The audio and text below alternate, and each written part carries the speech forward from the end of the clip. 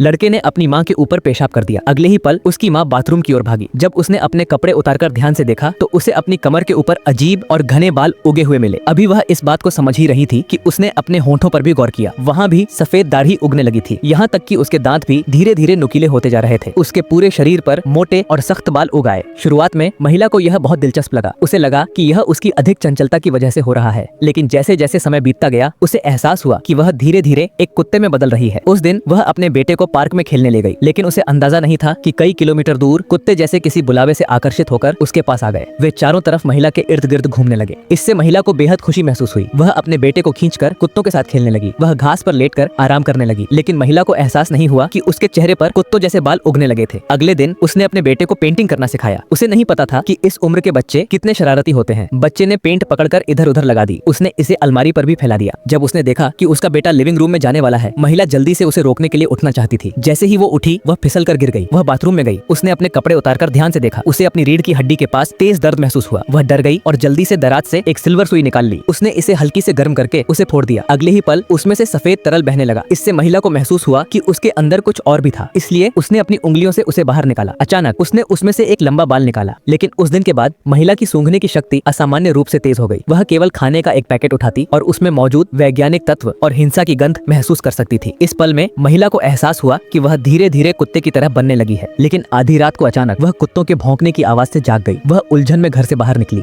उसने देखा कि सभी कुत्ते उसके घर के दरवाजे पर बैठे हुए थे। महिला को अपनी आंखों पर विश्वास नहीं हुआ। उसे लगा कि ये कुत्ते उससे खेलने आए हैं, लेकिन अगले ही पल उसे लगा कि उसने शायद पिछली रात एक बुरा सपना देखा था। अचानक उसका प्यारा बेटा आ गया। वह एक मरा हुआ चूहा लेकर आया था। महिला, जो घिन से भर गई थी, ने जल्दी से उसे हटाने की कोशिश की, लेकिन उसका बेटा पीछे मुड़कर भाग गया। वह आश्चर्यचकित रह गई यह देखकर कि घर में हर तरफ जानवरों के शव बिखरे हुए थे।